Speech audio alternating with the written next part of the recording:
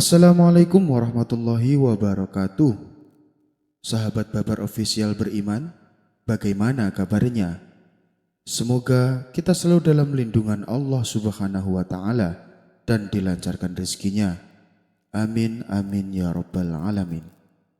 Sebelum lanjut ke cerita, alangkah baiknya tekan tombol like, komen, dan juga subscribe agar tidak ketinggalan dengan cerita-cerita kami selanjutnya. Terima kasih. Sayembara jadi anak pejabat. Dikisahkan ada ulama terkenal yang pintar dalam ilmu agama. Bukan hanya itu saja, ia juga menguasai ilmu ketatanegaraan. Wajar bila dirinya sampai diangkat menjadi penasihat istana oleh Baginda Raja. Seiring berjalannya waktu, usia ulama ini pun semakin menua, dan ia bermaksud ingin mengundurkan diri sebagai penasihat istana. Baginda Raja berulang kali menolak niat sang ulama, tapi karena keputusannya yang bulat, Baginda Raja tak mampu mencegahnya. Kalaupun aku mendapatkan penggantimu, aku tak yakin bisa sepintar dirimu. Sungguh sangat disayangkan bila kamu sampai mengundurkan diri. Sesal Baginda Raja. Saya ini sudah tua Paduka yang mulia, dan saya yakin akan ada pengganti saya yang lebih baik dan lebih pintar, ujar sang ulama. Baginda Raja ragu dengan ucapan sang ulama, mengingat untuk menjadi penasihat istana bukanlah sembarangan orang. Orang tersebut harus pintar dalam ilmu agama, harus pintar ilmu ketatanegaraan, dan cepat serta tepat dalam mengambil keputusan. Orang dengan keahlian seperti ini tentunya sulit ditemukan. Baginda Raja pun bertanya kepada sang ulama, lalu bagaimana caranya supaya aku tahu kalau penggantimu lebih pintar dan cerdas darimu? Tanya Baginda Raja. Itu mudah saja Paduka, karena saya sudah menyiapkan 4 pertanyaan. Bagi siapa saja yang bisa menjawab pertanyaan ini, saya yakin orang tersebut pasti pintar, dan ia pantas menggantikan posisi saya sebagai penasihat istana. Balas sang ulama. Berarti kalau ada yang ingin menjadi penasihat istana, harus bisa menjawab keempat pertanyaanmu, tanya Baginda Raja kembali. Benar sekali Paduka, jawab sang ulama. Sesulit apa sih pertanyaan itu? Coba katakan padaku, saya ingin tahu, pinta Baginda Raja. Pertanyaan pertama adalah, apa yang paling benar dan dibenarkan oleh orang? Pertanyaan kedua, apa yang paling menipu di antara yang paling menipu? Pertanyaan yang ketiga, apa yang paling menguntungkan di antara yang paling beruntung? Pertanyaan yang terakhir, paling berharga di antara yang paling berharga. Kata sang ulama memberitahu. Pertanyaanmu sulit sekali. Apa kamu yakin ada yang bisa menjawabnya? Tanya Baginda Raja. Di atas langit masih ada langit Paduka. Di seantero negeri Baghdad ini pasti ada orang yang lebih pintar dariku. Dan saya yakin orang tersebut bisa dengan mudah menjawabnya, tutur sang ulama. Baiklah, sekarang juga umumkan sayembara bahwa kerajaan membuka lowongan jadi penasihat istana, titah Baginda Raja. Maka disebarlah sayembara tersebut ke seluruh pelosok seantero negeri Baghdad. Sayembara ini sontak membuat gempar seluruh masyarakat. Banyak di antara mereka yang coba mendaftarkan diri, namun semuanya gagal meraih impiannya, karena tidak ada yang bisa menjawab 4 pertanyaan yang diajukan oleh sang ulama. Sementara di desa terpencil hiduplah seorang pemuda yang merupakan anak dari saudagar kaya. Pemuda ini sangat berhasrat ingin menjadi penasihat istana. Ayah, aku ingin sekali jadi penasihat istana, ucap si pemuda kepada ayahnya. Kehidupanmu sudah enak, semua kemewahan sudah kamu dapatkan. Untuk apa jadi penasihat istana? Tanya sang ayah. Kalau saya jadi penasihat istana, saya pasti akan disegani orang-orang. Mereka semua akan membungkuk hormat bila berpapasan denganku, jawab si pemuda tersebut. Sang ayah hanya tersenyum mendengarnya. Kamu yakin ingin menjadi penasihat istana? Tanya sang ayah memastikan. Iya ayah, saya ingin sekali, tapi kemana aku harus minta bantuan supaya aku bisa menjawab keempat pertanyaan yang akan diajukan? Tanya si pemuda. Pergilah ke kota Baghdad dan cari orang yang bernama Abu Nawas. Dia itu ulama sufi. Dia tahu semua jawabannya, balas sang ayah. Maka berangkatlah pemuda ini meninggalkan ke kampung halaman. Ia pergi ke kota Baghdad untuk mencari keberadaan Abu Nawas. Singkat cerita, si pemuda berhasil menemui Abu Nawas. Ia pun mengutarakan maksud dan tujuannya. "Hai anak muda, apakah kamu bersungguh-sungguh dengan keinginanmu?" tanya Abu Nawas. "Iya, Tuan Nabu," jawab si pemuda. "Baiklah, keinginanmu akan aku penuhi. Tapi syaratnya, untuk satu jawaban kamu harus ikut aku selama 3 hari, ujar Abu Nawas. Tanpa pikir panjang, pemuda itu mengiyakan ajakan Abu Nawas. Si pemuda lalu diajak pergi ke sebuah masjid mengisi waktunya dengan ibadah. Abu Nawas dan si pemuda iktikaf selama 3 hari di sana. 3 hari pun telah selesai. Si pemuda menagih janji kepada Abu Nawas untuk menjawab pertanyaan pertama. "Tuan Abu, apa jawaban untuk pertanyaan pertama? Apa yang paling benar dan dibenarkan oleh semua orang?" tanya si pemuda. "Itu adalah kematian," jawab Abu Nawas. "Terima kasih, Tuan Abu," jawab si pemuda kegirangan. "Lalu untuk pertanyaan kedua, apa jawabannya?" tanya si pemuda kembali. "Bila ingin tahu jawabannya, syaratnya kau harus mengikutiku selama 40 hari. Apakah kamu sanggup?" tantang Abu Nawas. Si pemuda sempat bimbang dengan syarat yang kedua. "Apa tidak ada cara lain, Tuan Abu?" tawar si pemuda. "Terserah kamu, syaratnya hanya itu saja," jawab Abu Nawas. "Baiklah, Tuan Abu, saya turuti syaratnya," balas si pemuda. Selama 40 hari bersama Abu Nawas, banyak pelajaran ilmu dan pengalaman yang didapatkan oleh si pemuda. Selama itu pula Abu Nawas mengajarinya ilmu agama dan akhlak budi pekerti. Perubahan pun sedikit demi sedikit mulai tampak pada diri si pemuda. Sifatnya yang dulu sombong dan angkuh, kini menjadi pribadi yang santun. Si pemuda mulai menyibukkan dirinya dengan ibadah dan zikir. 40 hari pun berlalu. Abu Nawas lalu berkata kepada si pemuda, "Wahai anak muda, kau telah berhasil menjalani syarat ini. Sekarang katakan padaku, apa pertanyaan yang kedua?" tanya Abu Nawas. "Terima kasih Tuan Abu. Pertanyaan apa yang paling menipu di antara yang menipu?" ujar si pemuda. "Oh, jawabannya adalah dunia," balas Abu Nawas. "Engkau bisa temukan ini di dalam Al-Quran. Dunia itu menipu kita. Segala yang kita usahakan siang malam bahkan sampai lupa waktu, pada akhirnya akan kita tinggalkan. Saat kematian kita datang, harta hanya kita pakai di alam kubur hanyalah selembar kain kafan. Apakah kamu tahu kenapa dunia dianggap rajanya penipu?" tanya Abu Nawas. "Tidak tahu, Tuan Abu," jawab si pemuda tersebut. "Sebab jika ada orang yang menipu kita, maka pada kesempatan kedua kita tidak akan tertipu oleh orang yang sama. Tapi dunia ini telah menipu dan menghancurkan manusia terdahulu dan manusia sampai akhir zaman. Kelak kita terus sibuk dengan urusan duniawi sampai lupa akhirat. Padahal Allah sudah mengingatkan, jangan tertipu daya oleh dunia. Dunia hanyalah main-main. Dunia hanyalah kesenangan semua. Tapi kita tetap saja tertipu. Entah sudah berapa kali kita ditipu olehnya," ucap Abu Nawas menjelaskan. Dengan seksama pemuda ini mendapatkan uraian yang disampaikan Abu Nawas. Setelah mendapat jawaban kedua, si pemuda kembali bertanya, "Kalau untuk pertanyaan yang ketiga, apa jawabannya Tuan Abu?" tanya si pemuda. "Untuk kali ini syaratnya lebih berat. Kamu harus ikut aku selama 4 bulan, jawab Abu Nawas. Sesaat si pemuda merasa bimbang, tapi karena hasratnya ingin menjadi pejabat masih menggebu-gebu. Ia pun menerima persyaratan tersebut. Selama 4 bulan Abu Nawas mengajak si pemuda melakukan perjalanan dakwah. Selama 4 bulan itu pula keimanan dan ketakwaan si pemuda semakin dalam. Di samping ilmu agamanya kian bertambah, sifat-sifat baik dari dalam dirinya mulai tumbuh subur.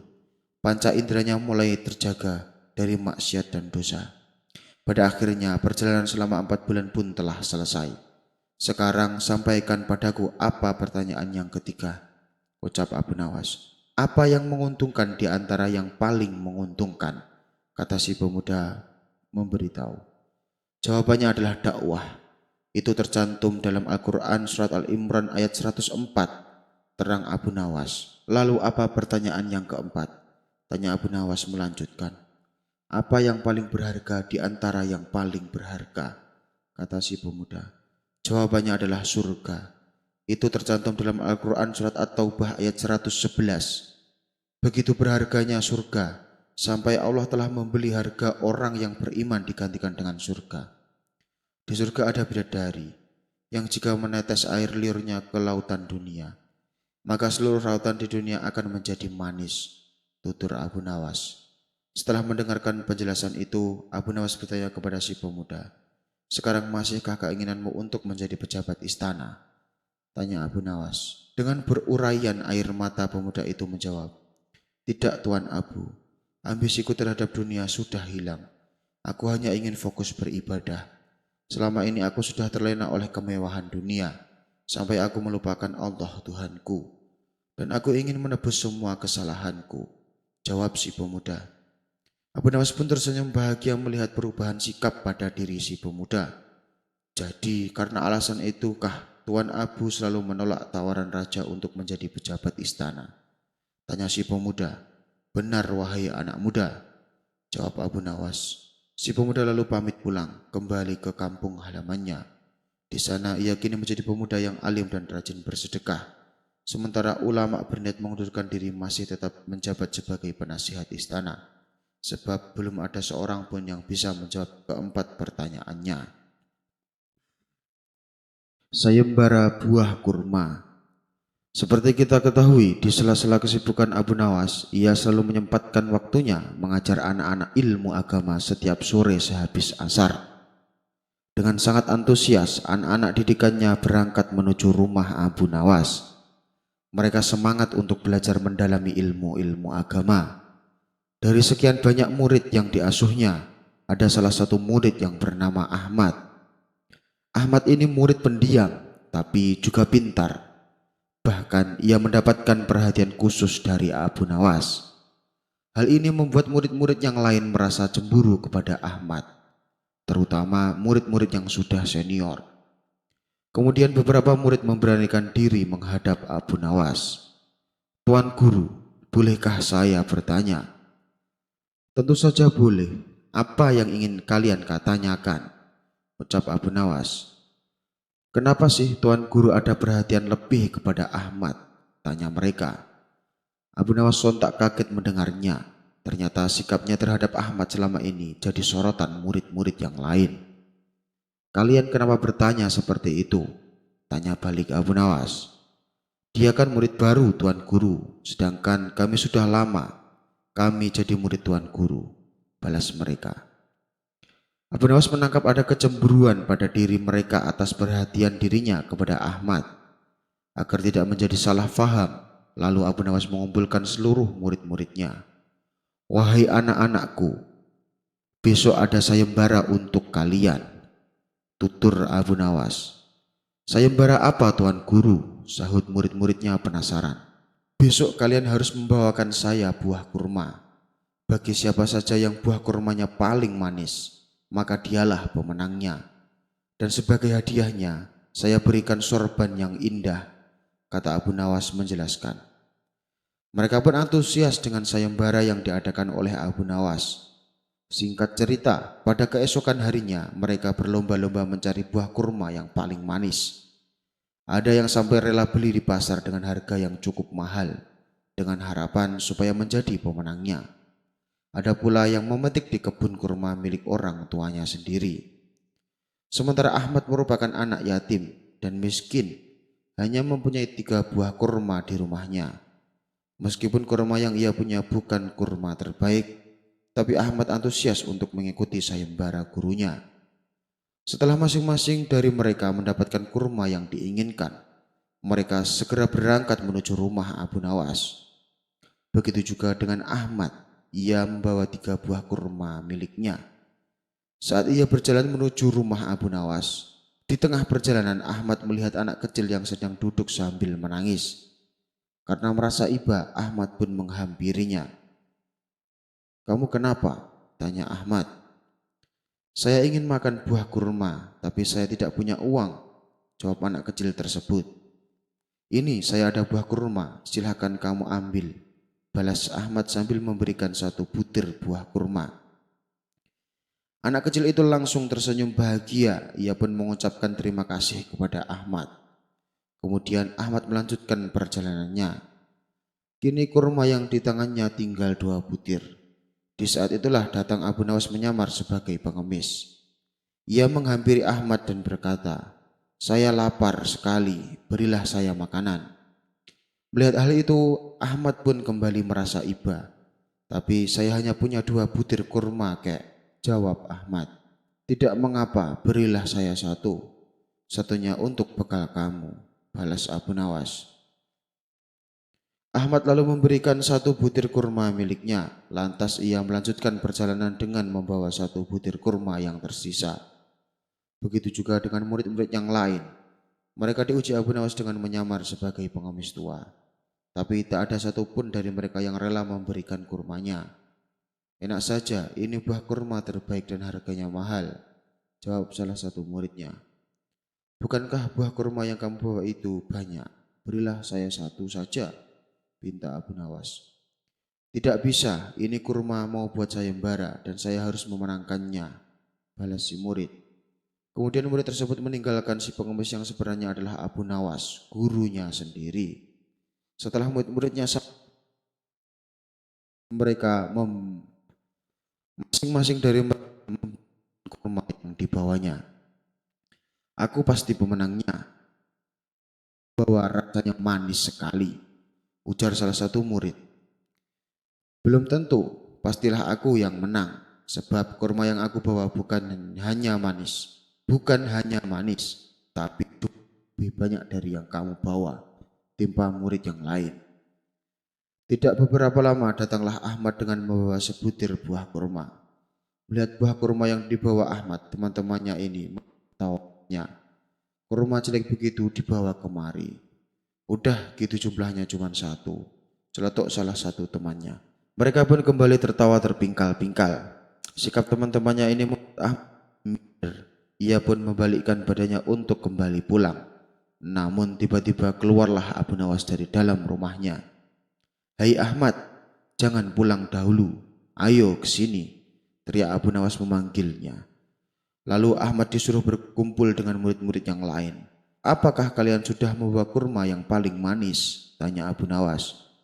"Sudah Tuan Guru," jawab murid-muridnya dengan penuh semangat. Kemudian Abu Nawas menyuruh untuk menunjukkan kurma yang mereka bawa. Satu persatu muridnya meletakkan kurma di hadapan Abu Nawas, termasuk Ahmad yang hanya membawa sebutir buah kurma. Setelah semuanya terkumpul, Abu Nawas pun berkata kepada murid-muridnya, "Sepertinya aku sudah menemukan pemenangnya," ujar Abu Nawas. "Siapa pemenangnya Tuan Guru?" tanya mereka dengan hati berdebar. "Pemenangnya adalah Ahmad," jawab Abu Nawas.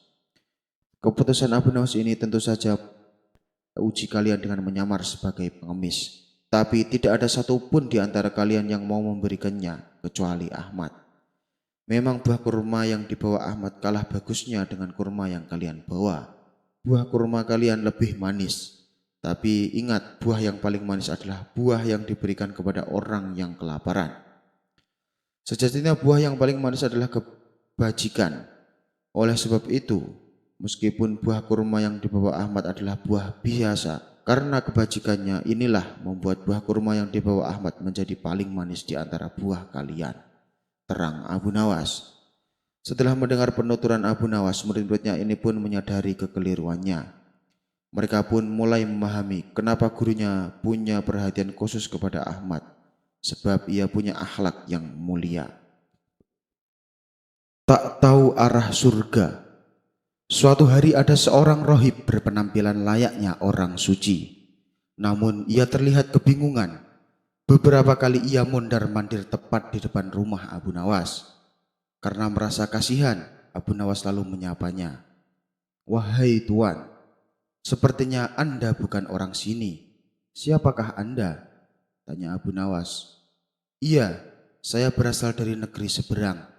Saya adalah seorang rohib," jawab orang tersebut. Rohib? Apa itu rohib? Tanya Abu Nawas. Rohib itu adalah orang yang bertugas untuk membimbing manusia menuju surga, jawab orang itu kembali. Oh, tapi dari tadi saya memperhatikan Anda terlihat sedang kebingungan. Sudah beberapa kali Anda mundar-mandir tepat di depan rumah saya. Memangnya Anda mau kemana? Tanya Abu Nawas. Saya mau ke pasar, tapi tidak tahu jalannya, ujar sang rohib. Mendengar jawaban itu Abu Nawas menahan tawa. Bagaimana bisa Anda membimbing manusia ke surga kalau arah pasar saja Anda tidak tahu? Celetuk Abu Nawas. Mendadak muka sang rohib berubah menjadi sewot. Ia langsung pergi meninggalkan Abu Nawas. Abu Nawas mengobati permaisuri. Dikisahkan beberapa bulan belakangan ini, Abu Nawas seringkali mengalami kerugian. Kebun buah-buahan yang dimilikinya selalu gagal panen. Ia pun lalu mencoba peruntungan nasib dengan beralih menjadi penjual bunga. Rencana Abu Nawas tersebut didukung penuh oleh sang istri. Maka dibukakanlah toko bunga di depan rumahnya. Usaha ini mulai berkembang pesat dan dikenal oleh orang-orang. Hingga pada suatu hari datang seorang utusan permaisuri membeli beberapa bunga di toko Abu Nawas. Rupanya sang permaisuri sangat menyukainya. Cantik sekali bunga ini. Besok beli lagi yang banyak, kata sang permaisuri kepada utusannya. Keesokan paginya, utusan sang permaisuri kembali mendatangi toko Abu Nawas. Ia membeli berbagai macam bunga dengan jumlah yang cukup banyak. Tentu saja hal ini membuat Abu Nawas merasa senang. Apalagi hampir setiap hari sang permaisuri memborong bunga dagangannya. Abu Nawas pun mendapat keuntungan besar atas penjualannya. Beberapa hari kemudian utusan sang permaisuri tak pernah lagi datang ke tokonya. Ternyata sang permaisuri telah jatuh sakit. Tapi Abu Nawas tidak mengetahui kabar ini. Sakit yang diderita permaisuri cukup aneh sehingga membuat Baginda Raja sangat cemas. Maka dikumpulkanlah beberapa tabib istana untuk menyembuhkan sang permaisuri. Namun sayang, tak ada satupun dari mereka yang bisa menyembuhkannya. Bahkan beberapa tabib dari kerajaan lain didatangkan. Tapi sakit yang diderita sang permaisuri tak kunjung sembuh.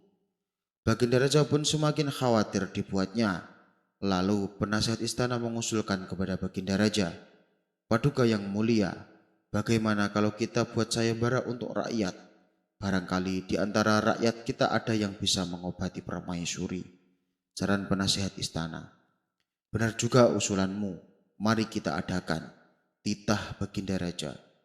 Sayembara pun segera dibuat. Pagi-pagi para pengawal istana menyebar sampai ke pelosok negeri untuk mengumumkan sayembara.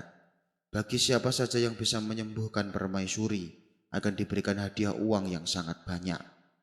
Begitulah isi pengumumannya. Dalam waktu sekejap sayembara tersebut tersebar ke seantero negeri Baghdad. Mendengar sayembara dari Baginda Raja, orang-orang berbondong-bondong mendatangi istana berusaha mengobati penyakit sang permaisuri. Lagi-lagi tak ada seorang pun yang bisa menyembuhkannya. Wahai istriku, sakit apa gerangan yang menimpamu? Tanya Baginda Raja. Aku pun tidak tahu, aku tidak ingin melakukan apa-apa. Badan ini terasa lemas, sulit untuk menjelaskannya, jawab sang permaisuri. Bagaimana ini penasihat istana? Upaya apa lagi yang harus kita lakukan? Sayembara sudah diadakan, tapi tak ada seorang pun yang bisa mengobati. Tanya Baginda Raja bertambah kalut. Jangan menyerah Paduka, tunggulah 2 hari lagi, jawab penasihat istana. Sementara itu di tempat lain Abu Nawas sedang menjaga toko bunga dihampiri oleh tetangganya. Hai Abu Nawas, kamu sudah dengar kabar belum? Sang permaisuri katanya jatuh sakit. Ucap tetangganya. Benarkah? Pantesan beberapa hari ini utusan sang permaisuri tidak pernah datang lagi ke toko saya, jawab Abu Nawas. Dan kamu tahu tidak, ada sayembara barang siapa yang bisa mengobati sang permaisuri akan diberikan hadiah uang yang banyak, tutur tetangga Abu Nawas. Karena merasa iba dengan kondisi sang permaisuri, Abu Nawas pun berangkat ke istana menghadap Baginda Raja. Melihat kedatangan Abu Nawas, Baginda Raja menyambutnya dan mempersilahkan duduk di sampingnya. Saya dengar permaisuri sedang sakit, Paduka, tanya Abu Nawas memastikan. Benar, Abu Nawas, saya sendiri heran dengan penyakit istriku, sebab tak ada seorang pun yang mampu menyembuhkannya, jawab Baginda Raja. Kalau Paduka berkenan, izinkan saya mengobati sang permaisuri, kata Abu Nawas. Baginda Raja terkejut mendengarnya. Kamu kan bukan tabib, Abu Nawas. Apa yakin kamu bisa? Tanya Baginda Raja tak percaya. Apa salahnya bila dicoba? Bukankah yang bisa menyembuhkan adalah Allah? Dan kesembuhan tersebut bisa melalui siapa saja atas izin dan kehendak Allah, jawab Abu Nawas. Baginda Raja pun mengabulkan permohonan Abu Nawas. Baiklah, lalu ramuan apa yang kau bawa? Tanya Baginda Raja. Saya tidak membawa ramuan apa-apa, Paduka, tapi izinkan saya berkeliling istana, balas Abu Nawas. Abu Nawas kemudian dipersilahkan berkeliling ke seluruh area istana. Saking luasnya istana, sampai sore hari Abu Nawas baru selesai berkeliling. Lantas Abu Nawas menghadap Baginda Raja. Paduka yang mulia, saya tahu obatnya yang bisa menyembuhkan permaisuri, kata Abu Nawas memberitahu. Sontak Baginda Raja sangat senang mendengarkannya. Katakan Abu Nawas, katakan apa obatnya? Tanya Baginda Raja tidak sabar. Obatnya adalah taman bunga, Paduka yang mulia, jawab Abu Nawas. Taman bunga? Maksudnya bagaimana, Abu Nawas? Tanya Baginda Raja bingung. Bukankah dulu di depan kamar permaisuri tadinya ada taman bunga? Kenapa sekarang jadi gedung pertemuan? Kembalikan tanaman bunga seperti dulu agar setiap pagi permaisuri bangun dan bisa melihat bunga-bunga. Pasti sudah lama permaisuri tidak berjalan-jalan di taman bunga. Karena itulah permaisuri merasakan lemas dan tidak bersemangat, jelas Abu Nawas. Sejenak Baginda Raja terdiam. Ucapan Abu Nawas ada benarnya juga. Memang taman bunga di depan kamar istriku telah aku ubah menjadi gedung pertemuan, kata Baginda Raja dalam hati. Baiklah, akan aku coba pengawal bongkar gedung pertemuan dan dijadikan taman bunga yang lebih indah dari sebelumnya, kata Baginda Raja. Saat itu juga gedung pertemuan yang megah dan besar langsung dibongkar dan dikembalikan menjadi taman bunga. Beberapa hari kemudian taman bunga pun sudah berhasil dibuat. Abu Nawas lalu menyuruh sang permaisuri untuk membuka tirai jendela kamarnya. Melihat di depannya ada pemandangan taman bunga yang menarik. Sang permaisuri kaget dan kegirangan. Sungguh indah sekali, teriak permaisuri. Sang permaisuri segera beranjak dari kamar dan memasuki taman bunga. Ia berkeliling sambil menyentuh bunga-bunga yang bermekaran. Cantik sekali bunga ini, ucap permaisuri. Wajahnya pun kembali ceria, seperti ada energi di dalam tubuhnya. Sang permaisuri tak henti-hentinya tersenyum, bahkan sakit yang ia derita mendadak hilang seketika. Baginda Raja sangat bersyukur melihat perubahan pada istrinya. Sang permaisuri kini telah sembuh dari sakit yang dideritanya. Sesuai dengan janji yang diucapkan Baginda Raja, lalu memberikan Abu Nawas sejumlah uang yang sangat banyak. Ini hadiah untuk kamu, Abu Nawas, karena telah berhasil menyembuhkan istriku, kata Baginda Raja sambil menyerahkan hadiahnya. Terima kasih, Paduka yang mulia, sahut Abu Nawas kegirangan. Tapi bagaimana kamu tahu kalau obatnya adalah tanaman bunga? Tanya Baginda Raja penasaran. Begini, Paduka yang mulia, beberapa bulan yang lalu sang permaisuri hampir setiap hari menyuruh utusannya membeli bunga di toko saya. Tidak terhitung berapa jumlah bunga yang sudah ia beli.